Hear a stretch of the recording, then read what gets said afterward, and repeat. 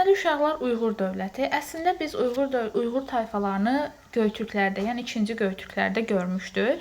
Hansı ki, bu Uyğurlar Mərkəzi Asiyada, baxın, yəni bu Göytürklərin ərazisində yaşayan tayfa idilər və 744-cü ildə bu Uyğur tayfaları 2-ci Göytürk dövlətinin süquta uğradılar. Elə həmin ildə, yəni 744-də özlərinə Mərkəzi Asiyada bir dövlət yaradırlar. Yəni Uyğur dövlətin. Bu dövləti Qutluq Bilgə Kül Xaqan və yaxud da ki, buna Gül Xaqan da deyilir, o yaratmışdı. Bu dövlətin paytaxtı olmuşdu Ordu şəhəri. Baxın, görürsünüz, Ordu, Mərkəzi Asiyadakı Ordu şəhəri. Və dövlətin yaranmasında Karluq, bir də ki, Basmıl tayfaları da iştirak etmişdilər. Deməli, baxın uşaqlar, Göytürklərin ərazisidir. Görürsünüz, əvvəlki Göytürk ərazisidir. İndi burada hansı dövlət yaranır? 744-də Uyğur dövləti yaranır. Və biz burada görürük ki, Ağhun, Göytürk, Uyğur, hələ bundan sonra Qaraxani, Qəznəli, bunların 4-ünün də, hətta 5-inin də oxşar cəhəti nədir? Mərkəzi Asiyada yaranıblar, bir də türk mənşəlidirlər. Bunu yaddan çıxartmayın, özünüz üstündə bir dənə bunu qeyd dəftərinizə yazın.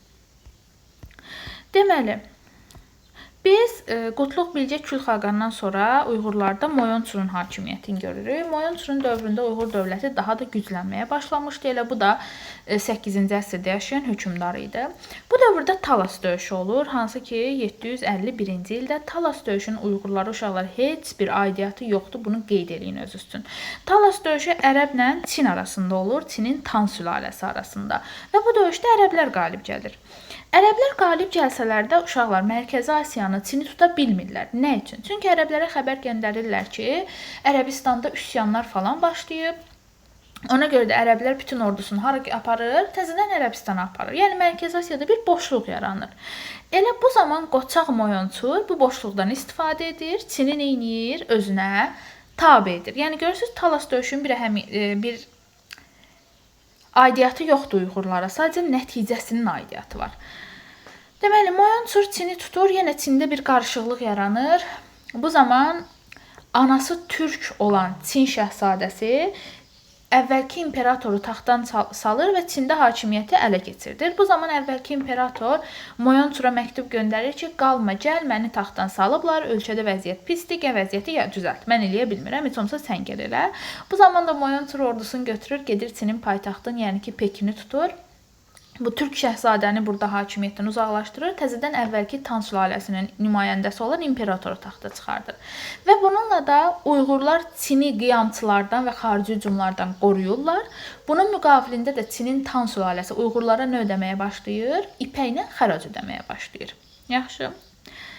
Gəldi, Moyonçurdan sonra hakimiyyətə Böcü xanın dövrü gəlir. Böcü də eyni neçənci əsrdə, 8-ci əsrdə yaşayan hökmdarlardan biridir. Böcünün dövründə də yenə Çinlə mübarizələr daha da güclənir. Hətta Böcü Çinin ticarət yollarını ələ keçirdir. Çinə hücum edən Tibet tayfalarını məğlub edir və ölkədə maniçilik dinini yayır. Biz də bilirik ki, maniçilik necə din idi. Deyirdi ki, bütün dinlər bərabər olsun, müharibə olmasın, sülh olsun, əmin-amanlıq olsun.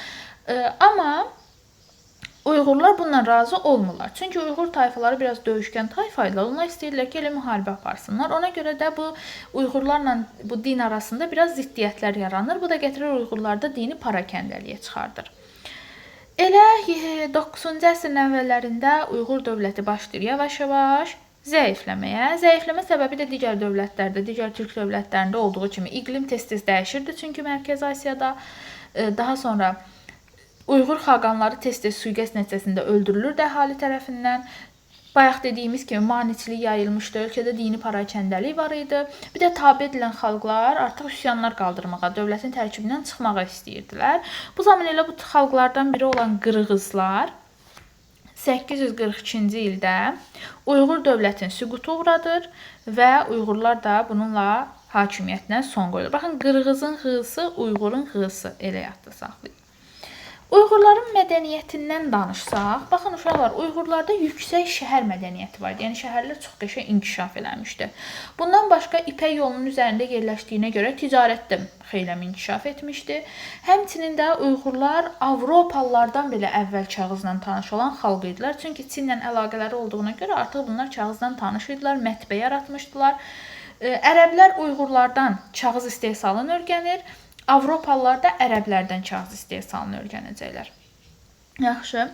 Bundan başqa bir-iki oxşarlıq deyək. Baxın, Bölcü xanla Meti Tanhunun oxşar cəhəti. Baxın, gördünüz ikisi də Çinlə mübarizə aparıb Çinin ticarət yollarını ələ keçirmişdi. Mete Pinçe müqaviləsində, bu da ki, Moyonsurdan sonra hakimiyyətə gələndən sonra Bölcü Çinin ticarət yollarını ələ keçirdi. Bir də ki, hər ikisi Tibet tayfaları ilə mübarizə aparmışdı. Və biz buradan görürük ki, Uyğur dövləti ilə Hun dövlətinin, Asiya Hun dövlətinin də oxşar cəhəti ilə bu iki dənə oxşarlıqdır.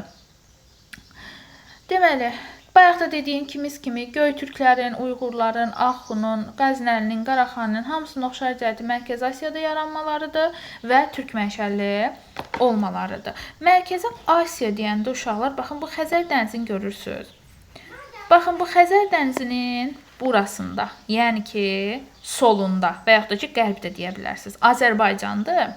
Sağında, yəni ki, şərqində isə baxın bura Qazaxıstandır, altı Özbəkistandır, altı Türkmənistandır, bura Tacikistandır, Qırğızıstandır. Baxın bu hissələr və burada da Çin. Bura gedir Asiyanın düz mərkəzi, yəni bura Mərkəzi Asiyadır. Xəzər dənizinin sağı və yaxud da ki, Xəzər dənizinin şərqi də deyə bilərsiniz. Mərkəzi Asiya, baxın bu ərazilər gedir. Yaxşı.